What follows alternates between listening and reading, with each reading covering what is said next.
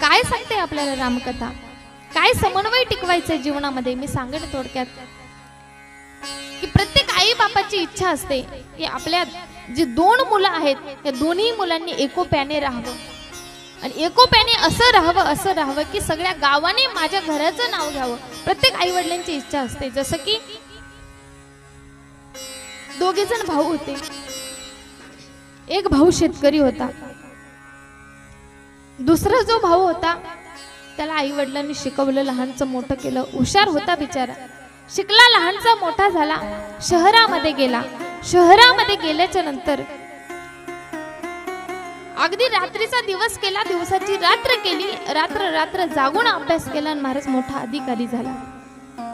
इकडे जो शेतीमध्ये राहणारा, शेती करणारा जो भाऊ होता, गावाकडे राहणारा जो भाऊ होता, अगदी याने सुद्धा आपला प्रपंच त्या ठिकाणी नेटका असा सुंदर असा सुरू ठेवलेला होता. म्हातारे आईबाप होते. अगदी 8-10 पत्र्याची त्याचं घर होतं. पत्रेही फुटलेलेच होते. घरापुढे 2 ओटे होते, तेही शेणाने सारवलेले होते. अगदी नाजूक परिस्थिती. पण नाजूक परिस्थिती असताना महाराज, एक दिवसाचा प्रसंग आहे.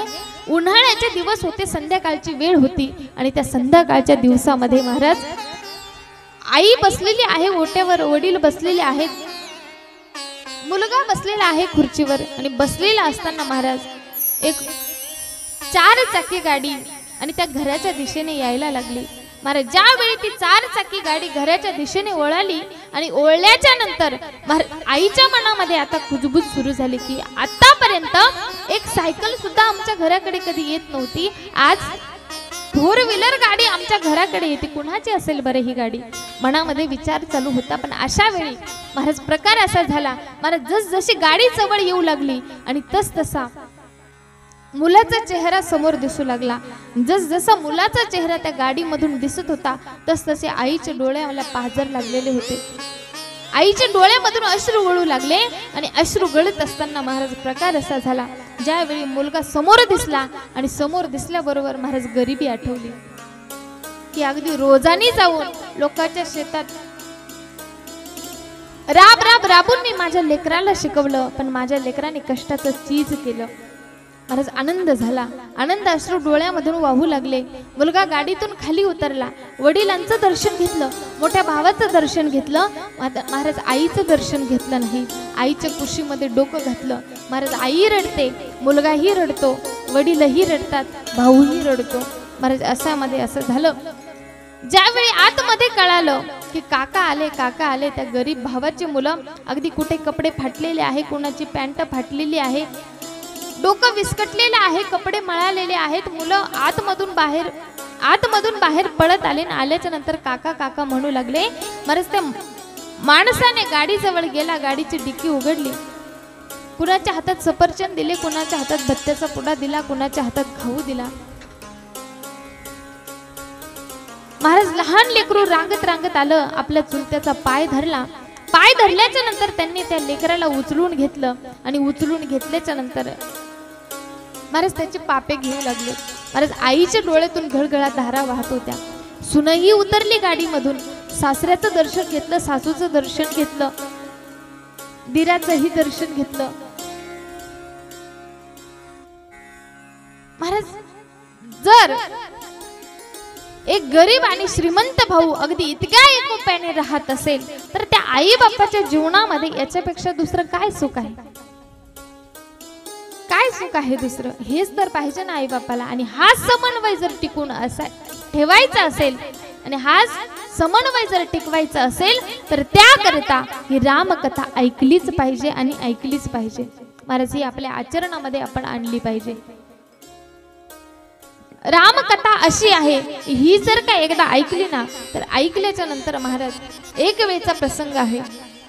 भावाची अगदी 30 वर्षापासूनची दुश्मनी होती, अगदी शत्रुत्व होतं. पण एक वेळचा प्रसंग आहे. प्रसिद्ध रामायणाचार्य असणारे, अगदी जगभर ज्यांचं नाव आहे असे असणारे मोरारी बापू, त्यांची कथा त्यांनी ऐकली. कथा अशी ऐकली की भावांचं तोंडही बघण्याची इच्छा नाही, पण एक भाऊ ह्या कोपऱ्यात बसलेला आणि एक भाऊ त्या कोपऱ्यात बसलेला.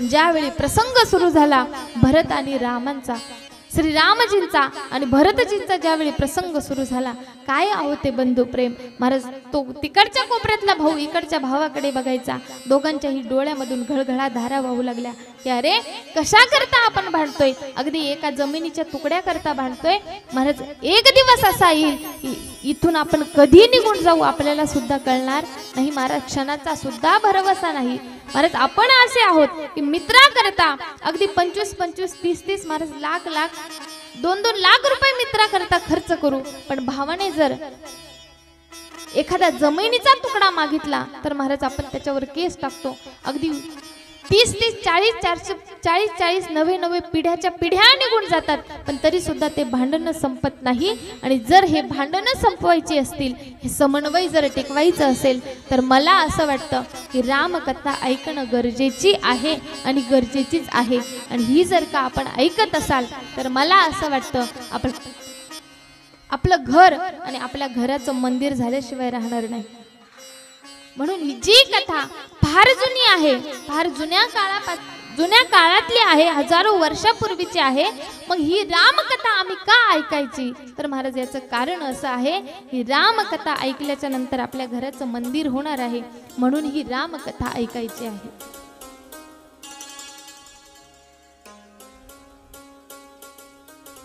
मग एका जणांनी प्रश्न केला, ही रामकथा तर फार सोपी आहे, कारण मी काही प्रश्न विचारेन तुम्हाला की प्रभू रामचंद्रांना 14 वर्षाचा वनवास होता। प्रभू रामचंद्रजींच्या वडिलांचं नाव हे दशरथ होतं महाराज, म्हणजे आपल्याला ही रामकथा माहिती आहे। प्रभू रामचंद्रजींना 14 वर्षाचा वनवास होता, त्यांच्या वडिलांचं नाव दशरथ होतं। अगदी मागच्या आठवड्यातला जर पेपर असेल तर त्याची किंमत काय होत असते, कमी होत असते, शून्य होत असते। मग तुम्ही म्हणसाल का हो महाराज, जी कथा तुम्ही आम्हाला सांगताय ती कथा तर फार जुनी आहे, त्रेतायुगातली कथा आहे, मग हे सांगण्याचं कारण काय, ही का सांगितली पाहिजे, तर याचं कारण आपण तुलसीदासजीला 7 दिवसामध्ये विचारणार आहोत, प्रश्न विचारणार आहोत तुलसीदासजींना, कशा करता तुम्ही ही कथा सांगता। तर मी सांगेन तुम्हाला, जर प्रपंचातला जर समन्वय टिकवायचा असेल, बाबा हो पडलोय ना आपण या प्रपंचामध्ये, तर महाराज म्हणतात प्रपंच असावा तो नेटका असावा, पडलोय ना, आलोय ना, आपल्याकडून हा प्रपंच सुटणार नाही। पण मला असं वाटतं जरी सुटत नसेल, पण या प्रपंचामधला जर समन्वय टिकून राहिला, तर मला असं वाटतं की आपल्या घराचं, आपल्या कुटुंबाचं मंदिर झाल्याशिवाय राहणार नाही। जर घराचं मंदिर बनवायचं असेल तर त्याकरता घरातला समन्वय टिकून राहिला पाहिजे। मी सांगेन तुम्हाला, नाथबाबांच्या मंदिरामध्ये ज्या वेळेस तुम्ही जासाल, जिथे नाथबाबांची समाधी आहे तिथे आपण डोकं टेकवतो, पण त्यांच्या घराचं सुद्धा एक मंदिर म्हणून आपण दर्शन घेत असतो का, समन्वय टिकून राहिला आणि आपल्या घराचं सुद्धा त्यांनी काय केलं, मंदिर बनवलं। एवढंच नाही, आळंदीला जाऊन आपण सिद्धेश्वराचं दर्शन घेतो, माऊली ज्ञानोबारायांच्या समाधीचं दर्शन घेतो, समाधीचंच नाही, हे सगळं बघून झाल्याच्या नंतर एक मनामध्ये इच्छा निर्माण होते की माऊली ज्ञानोबारायांनी ज्या ठिकाणी आपलं वास्तव्य केलं, सिद्ध बेटामध्ये जाऊन आपण दर्शन घ्यावं का, त्यांनी आपल्या घराचं काय केलं, मंदिर केलं। म्हणून जीवनामध्ये जर हा समन्वय टिकवायचा असेल, आपल्या घराचं जर मंदिर करायचं असेल, तर महाराज ही कथा एकदाच नाही तर पुन्हा पुन्हा ऐकली पाहिजे,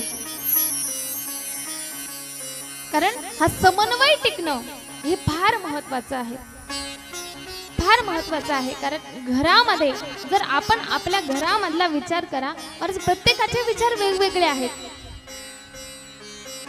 घरामध्ये बायको आहे, आई वडील आहेत, मुलं आहेत, पण प्रत्येकाचे विचार वेगवेगळे आहेत, आपल्या सोबत कुणाचेही विचार जुळती नाही, पण तरी सुद्धा जर विचार जुळवायचे असेल, हा समन्वय टिकवायचा असेल, तर ही रामप्रभूंची कथा ऐकली पाहिजे का।